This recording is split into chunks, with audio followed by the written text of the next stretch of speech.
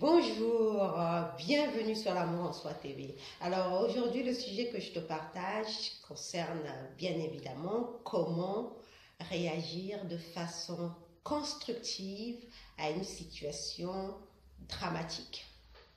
Alors j'en parle, vous l'aurez compris, par rapport aux événements qui se sont produits récemment, à l'information qui nous a été véhiculée à la télé, dans les réseaux sociaux concernant l'esclavage de nos frères noirs en Libye, de nos frères et sœurs en Libye.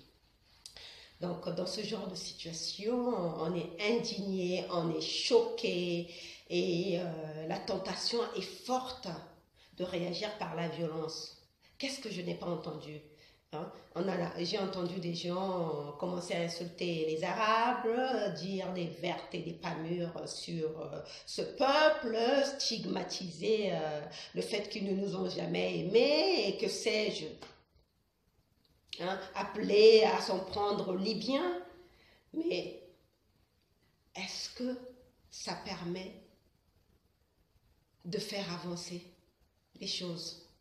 Est-ce que quand tu observes bien le monde, est-ce que la violence a jamais résolu quoi que ce soit? Non. Non. C'est une attitude qui n'a jamais permis de régler une situation. Une violence ne fait qu'appeler encore de la violence. Pourquoi il y a eu des vendettas? Pourquoi en Italie il y a eu ce qu'on appelle des vendettas? Parce que une famille s'est vengée sur une autre famille et la famille a décidé qu'elle, à son tour, elle allait se venger. Et ça a continué de génération en génération et ça a créé des drames pas possibles dans des familles. La violence n'a jamais rien résolu. On est d'accord. Pourquoi il existe des guerres dans ce monde? Soi-disant qu'on veut installer la paix dans telle zone parce qu'il y a un dictateur qui sème la terreur, donc qui fait vivre des situations dramatiques à son peuple. On est allé faire des guerres là-bas. Mais qu'est-ce qui se passe par la suite? C'est le chaos. Donc ça n'a jamais résolu quoi que ce soit, la violence. On est bien d'accord. Alors, calmons-nous et trouvons comment réagir de façon constructive face au drame qui peut se passer dans notre vie et dans le monde. La première chose, c'est ce que j'appelle observe mais n'absorbe pas. Observe ce qui se passe. Qu'est-ce qui se passe? Qu'est-ce qui se dit?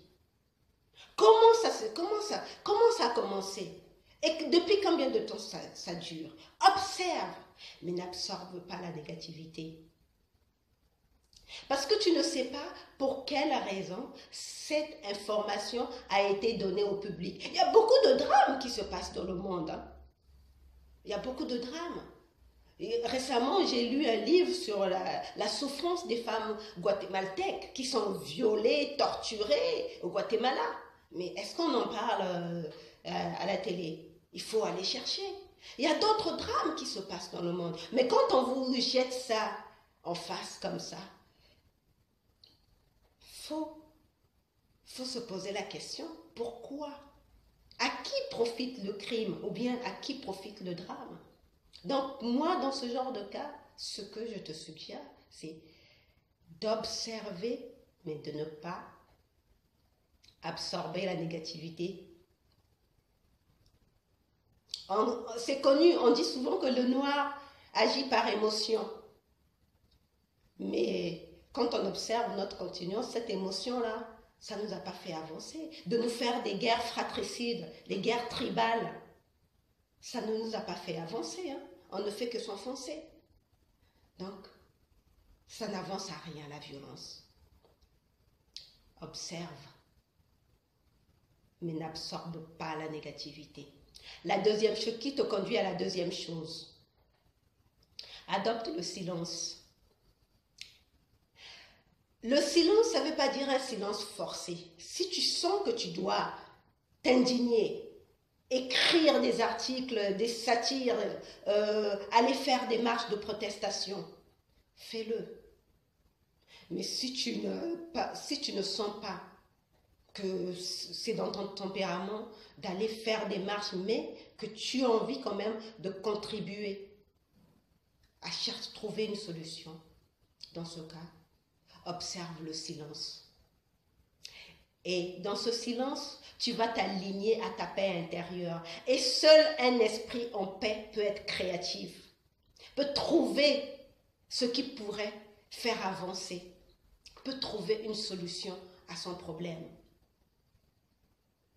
Seul un esprit en paix, un esprit perturbé ne crée rien du tout. Un esprit qui est perturbé ne crée rien. Donc, adopte le silence. Mais le silence choisi, pas forcé, parce que alors qu'intérieurement tu boues. Non, le silence choisi. Parce que quand tu boues à l'intérieur, c'est très négatif pour toi, ça te fait du poison intérieur. Donc, ce qui se comprime, parce que ça se comprime, tu comprimes ta colère. Alors, ce qui se comprime s'imprime. Et ce qui s'imprime s'enregistre dans le subconscient. Et quand le subconscient enregistre du négatif, ça peut créer des drames plus tard. On a vu des prêtres qui ont fait vœu de célibat, alors que, quelque part, ce n'était pas leur choix de faire vœu de célibat. Ils ont comprimé leur désir sexuel. Et on sait ce que ça a donné par la suite. On sait ce que ça a donné. Il fallait que ça sorte quelque part. On sait ce que ça a donné par la suite. Donc, le silence que tu peux adopter, c'est un silence choisi parce que tu veux t'aligner avec ton intérieur et pour pouvoir, par la suite, trouver une solution. J'ai entendu l'histoire des grands créateurs de ce monde, je crois que c'est Bill Gates, qui parfois passaient des heures dans le silence pour finir par trouver l'idée révolutionnaire. Donc, c'est dans le silence qu'on arrive à trouver des solutions pour régler des problèmes. Donc, la deuxième chose, c'est adopter le silence. La troisième chose, c'est ce qu'un Anglais appelait CCT, Calm, Compassion and Truth. En français, on dira CCV, le calme, la compassion et la vérité. Dans ce genre de chaos, tu vis un drame, où il y a un drame comme ça, de cette ampleur, l'esclavage de Noirs à l'aube du 3e millénaire, qui te choque. Ce que tu peux faire, c'est d'adopter le calme. Donc ça ressemble un peu au silence, mais dans ce calme-là, tu exprimes ta compassion. Comment tu exprimes ta compassion? Il y a plusieurs associations, il y a plusieurs œuvres caritatives qui existent, ou bien toi-même, tu peux créer une structure, tu peux passer à l'action à ta manière pour exprimer ta compassion. Et la troisième, c'est cherche la vérité. La vérité, parce que chacun de nous a une vérité qu'il doit trouver. Et cette vérité se trouve à l'intérieur de lui. Une situation souvent est là pour nous pousser dans nos retranchements. Là, c'est le peuple africain qui est poussé dans ses retranchements. Je suis désolée de le dire, mais c'est le peuple africain qui est poussé dans ses retranchements. On nous a fait des guerres, on nous a mis des dictateurs, on nous a créé des guerres civiles. On ne réagit pas. Maintenant, on est en train de nous réduire en esclavage. On est en train de nous pousser dans nos retranchements. Alors, qu'allons-nous faire? Nous laisser réduire encore en esclavage? Cherchons notre vérité. Elle se trouve à l'intérieur. Et au-delà du peuple africain, c'est à tout être humain que ça s'adresse. Parce que dans une terre ronde, le drame qui se passe chez l'autre va finir par vous atteindre. Parce que ce n'est plus que l'histoire des Noirs et des Africains. C'est un drame humain. C'est le monde entier que ça va impacter. À une époque, il y a eu la traite des Blanches. Et je n'en ai pas la preuve, mais il y a aussi la traite des enfants. Donc, ça concerne l'humanité tout entière. Ce n'est pas que les Noirs. Donc, dites-vous bien que si aujourd'hui, c'est le peuple noir qui est impacté, mais ça peut revenir aussi. Ça peut toucher aussi l'Occident, l'Asie et d'autres pays. Je vais vous parler du Guatemala. Les femmes sont violées au Guatemala.